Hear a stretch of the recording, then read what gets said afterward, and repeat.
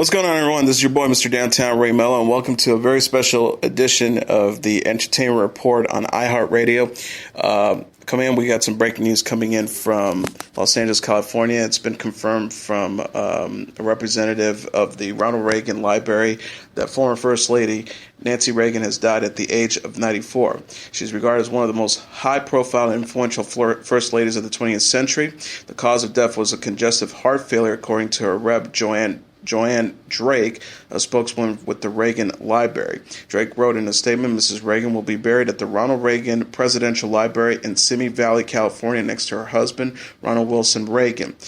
She also added, prior to the funeral service, there will be an opportunity for members of the public to pay their respects at the library. Former Ronald Reagan Chief of Staff Ken Derberstein told NBC, it's a very sad day. Every time she was in the room, he was better, and every time he was in the room, she was better. She brought a sense of class and dignity and elegance that everybody admired. Her stepson Michael Reagan posted on Facebook, she is once again with the man she loves. God bless. Another former First Lady, Barbara Bush, said in a statement, Nancy Reagan was totally devoted to President Reagan, and we take comfort that they will be reunited once more. George and I send our prayers and condolences to her family. In a lieu of flowers, Mrs. Reagan asked that contributions be made to the Ronald Reagan Presidential Library and Foundation at www.reaganlibrary.com, Drake said. Reagan was born in New York City, and when she was 6, her mother, Edith, a stage actress, married Dr. Loyal Davis, a neurosurgeon. The doctor adopted Nancy, and she grew up in Chicago. She later attended Smith College in Massachusetts, where she majored in theater. Reagan was an actress when she met Ronald Reagan in the early 50s, then an actor and president of the Screen Actors Guild, according to a White House bio. They wed on March 4, 1952. Daughter Patty was born in October of that year, and son Ron followed in 1958. Reagan already had a daughter, Maureen, and an adopted son, Michael, from his marriage to actress Jane Wyman. Their marriage lasted 52 years until Ronald Reagan's death in 2004. While Reagan was governor of California from 1967 to 1975, Nancy Reagan worked with numerous charitable groups and spent hours visiting veterans, the elderly, and the emotionally and physically handicapped. Mrs. Reagan once said the movies were custard compared to politics. When her husband became the President of the United States, First Lady Reagan continued her interest in these groups and arguably became known for her Just Say No program fighting against drug abuse among youth. When Ronald Reagan was shot in 1981 by a would-be assassin, Nancy rushed to his side immediately and later endured his nearly decade-long battle with Alzheimer's disease. In recent years, she broke with fellow Republicans in backing stem cell research as a way to possibly find a cure for Alzheimer's. In announcing his Alzheimer's diagnosis in 1994, Reagan wrote, I only wish there was some way I could spare Nancy from this painful experience. 10 years later, as his body laid in state in the U.S. Capitol, Mrs. Reagan caressed and gently kissed the flag-draped casket. The news of Nancy Reagan's death Sunday at the age of 94 brought a flood of tributes, condolences, and remembrance. Many noted the substantial impact she left on the country and the world and the deep commitment and love she shared between the former First Lady and her late husband, President Ronald Reagan. Ronald Reagan's adopted son, Michael Reagan, said, I am saddened by the passing of my stepmother, Nancy Reagan. She is once again with the man she loves. God bless. Former Republican presidential candidate Mitt Romney said in a statement that Reagan's passing marked the end of the days of Ronald Reagan. Romney said, with charm, grace, and a passion for America, this couple reminded us of the greatness and endurance of the American experience. God and Romney have finally welcomed a choice soul home. House of Representatives Majority Leader Kevin McCarthy said that Reagan touched the heart of the nation and made the world a better place. Chief strategist of the Republican National Committee, Sean Spicer, said the world and country lost an amazing woman. Nancy Reagan, the wife of a truly great president, was an amazing woman. She will be missed, said GOP presidential frontrunner Donald Trump. Republican presidential candidate Ted Cruz said the Reagan family was in his prayers. He said Nancy Reagan will be remembered for her deep passion for this nation and love for her husband Ronald. U.S. Senator Chuck Schumer, Democrat from New York, said even those who weren't Reagan Republicans admired and respect the former First Lady. He said she was a towering of strength alongside her husband, had strong beliefs, and was not afraid to chart her own course politically. Schumer said, referring to the pivotal gun safety measure, she pursued her husband to support the Brady Law, and their advocacy was instrumental in helping us pass it. Author and actress Joan Collins said she lost a friend. She called Reagan's passing the end of an era. Reagan was born Anne Frances Robbins in New York City on July 6, 1921. Her mother and father separated before her birth. Her mother, Edith, toured with a theater company while Nancy lived with an aunt and uncle.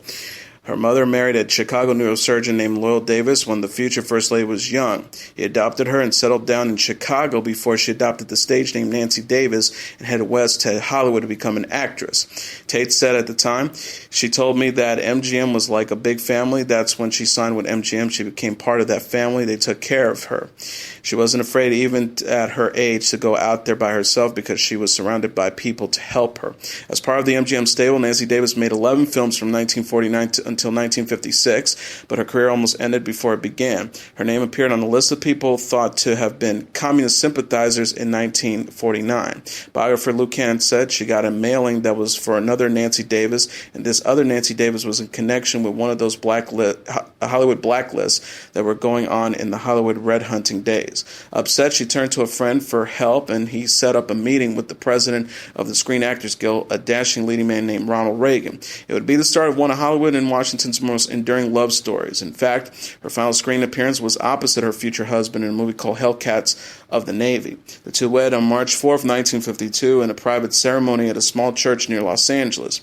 She began her role as a wife of a politician when her husband won the 1966 gubernatorial race in the nation's largest state of California. But many closest to the couple said her adoration for her husband was not an act. Former White House Chief Staff Kenneth Duberstein said it was for real. That wasn't an actress, the adoration they had for each other. Reagan's 2 terms as California governor catapulted him into the national spotlight, and he ran for higher office. Reagan swept into the White House, and when he was inaugurated in 1981, Nancy Reagan brought to Washington a style and elegance that many loved. But she was also criticized for wearing expensive designer gowns and ordering expensive new china for White House state dinners, even though the place settings were paid for with private funding. Duberstein said Nancy Reagan was hurt by it. It bothered her because people didn't understand. But the impact was more on him because somebody was picking on my Nancy, and that was unfair. Former Reagan aide Michael Deaver said, "I think Nancy has no idea about the meaninglessness of politics or that she would ever be criticized for simply making her life all about him. She had a sweeping influence on how the White House was run, especially when it came to the people who worked for the president." Tate said she had a really good taste of who was in it for themselves as opposed to who was in for the greater good, and she expressed her opinions on occasion and was only effective because of the relationship she had with her husband. And when President Reagan was shot in March 1981, only she and a few others knew how badly hurt he was. Tate said, "I remember sitting in the anti-room with her, and we were dealing with a few things that had to be dealt with, and there was this pounding." And she said they're pounding on his back, and it was really shocking. Bang, bam, just to get everything moving. She never left the hospital. After the assassination attempt, the president's safety was Nancy Reagan's number one preoccupation. She even turned to astrology, not for herself, aides said later, but for her husband. Tate said, "After all, what harm did it do? People use crutches of various kinds, and that seems like one of the least harmful crutches you could use to ally your anxieties." Later, she was diagnosed with breast cancer in 1987 and underwent a mastectomy. Through it all, she had many admirers and critics, chief among them her husband's former chief of staff, Donald Reagan, who wrote a blistering book about her influence, claiming that she used an astrologer to determine the president's schedule. Ronald Reagan said at the time, "I would have preferred if he decided to attack me. From what I hear, he chose to attack my wife, and I don't look kindly to that at all." A year after Reagan's final year in office, the First Lady fired back at Reagan in her 1989 book, My Turn, The Memoirs of Nancy Reagan. The former First Lady wrote, referencing to her husband, "I make no apologies for telling him what I thought." Reagan said Sunday that she was not a woman to cross when it came to her husband. He said she thought her and former's duty was to be there with him. She was the one who kept her eye on people around him. Leah McBride, former chief of staff to former First Lady Laura Bush, told CNN that Nancy Reagan was a true partner to the presidency. She had others, more traditional roles at the White House, including a spokeswoman for the anti-drug program, which is reduced to a phrase, "just say no." She told Larry King, "At the time when I said just say no, it was an answer to a question by a child in the classroom. Now, I didn't mean that was the whole answer, obviously, but it served a purpose." In a 2001 interview, which took place on Ronald Reagan's 90th birthday, CNN Larry King asked the former First Lady if she felt that fate had treated her badly. She said, no, when you balance it all out, I have a pretty fabulous life. When her husband died after a 10-year battle with the illness in 2004, she was the focal point of a majestic state funeral. Then Vice President Dick Cheney said, "Nancy, none of us can take away the sadness you are feeling. We honored your grace, your courage, and above all, the great love you gave to your husband." She remained in the public eye after the president's death. During the 2008 presidential campaign, she hosted 2 debates for Republican candidates at the library, according to her biography on the National First Lady's Library website. In 2011, she attended the debate for the 2012 Republican hopefuls at the Ronald Reagan Presidential Library in Simi Valley, California. She received a standing ovation. Those closest to the former First Lady said they were concerned about her when her husband of 52 years passed away. Tate said he was the center of her universe. And I think when he died, we worried so much about how she'd hold up. But she would always surprise me. Whenever the going gets tough, Nancy Reagan did just fine. We're going to have more on this story tomorrow on Monday's episode of the Entertainment Report and get reaction from the Hollywood community over the death of the former First Lady. Please follow the show on anytime you want on Facebook, Twitter, or Instagram. Facebook.com/The Entertainment Report with Ray Mello, that's RAYMELO, on Twitter at The Enter Report, or on Instagram at The Entertainment Report. You can listen to the show anytime you want on iHeartRadio. Just go to iHeart.com or your iHeart phone app, search for The Entertainment Report, and it'll take you to the page. Again, former First Lady Nancy Reagan, dead at the age of 94. I'm your host, Mr. Downtown Ray Mello. Good night, and God bless you all.